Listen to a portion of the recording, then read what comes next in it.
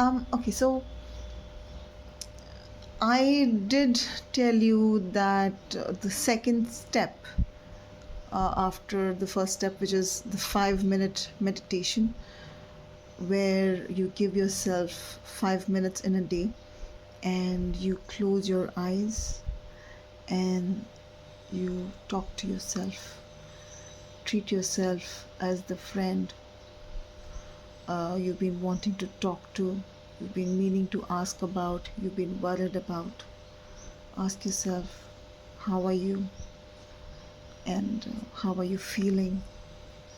Is there anything you are struggling with? Are you still struggling with the same thing? Okay, have you come up with any new solutions? Just asking yourself, like, is there a solution? We are solution finders. Let's do it, right? And after you've spent these 5 minutes talking to yourself, after you have started to let go of the neediness and the dependency, and you are prepared to go on a fast. Now, there are many people who have not fasted, who have never missed a single meal in their life, and it might be a little difficult for you to start fasting. So I would suggest that you take it slowly. Let me repeat, this is only for people who are suffering from hirsutism and PCOS, and is not for people who are healthy and are looking to lose weight. No, I am clearly, this is for people who are suffering. Okay, and many people who have hirsutism are also overweight, and I will address that because even I used to be overweight, and I'd like to talk about how that problem can be solved. I'm still on my journey. I'm still on the path to losing some more weight. Many people think that I'm skinny, I'm thin enough, and everything, but they don't know the challenges I have. And I need to lose some more weight in order to make this whole thing more effective. Um, yeah, I'll I'll talk about the weight some other time. But how do you start working on your fast? Is you can start by, say, skipping a meal, and instead of eating a whole portion of a meal, let's say lunch or dinner, you can choose to have some soup, some heavy soup, a little thick soup, or some salad, or some nuts, basically just enough to make you feel satiated, and so that you can carry on.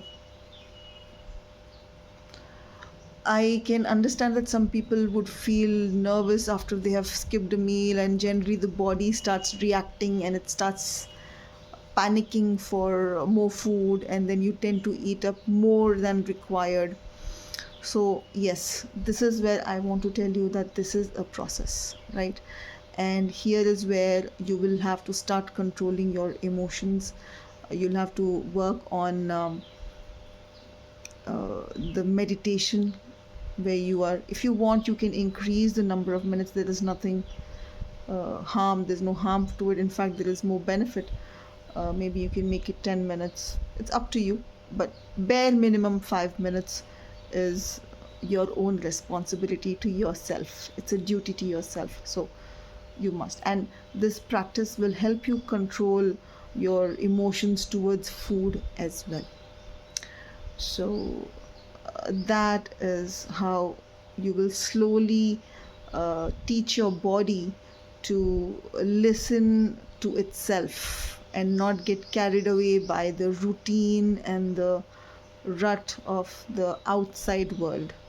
You know, everybody has a circadian rhythm. Everybody has a certain way of functioning, and everybody's body is different. And identifying your own body, identifying its strengths, weaknesses, what it can accept, what it can tolerate, and what it loves, These are the signals that your body will give you, and they will also tell you how healthy you are, or how mm, health conscious your body itself is. For example, if your body is craving for french fries and burgers all the time, you can tell that there is a lot of you know emotional dependency. That is again a sign of emotional dependency, because you tend to eat more carbs and more fried food, because that comforts your brain. And but you need to eat food that is comforting to your body, uh, and including the brain. We are not neglecting the brain per se, but we are reducing the pressure on it, right? Even the if you look at the design of the brain and in your gut, they are similar, and the gut is known as the second brain. And it tells you that there might be some similarities in the way they function. So the way your digestive system may have gases forming, even your brain might have some gas forming, and that might be troubling. It gives you headaches. Some people have migraines. So this is something you need to consider. So yes, take it slow. It is not going to happen in a day. You will not be able to fast in a day. If you can, nothing like it. I'm not underestimating your ability. I'm not underestimating your stamina. I'm just saying that there are people who are new to this, right? And for them to take it slow.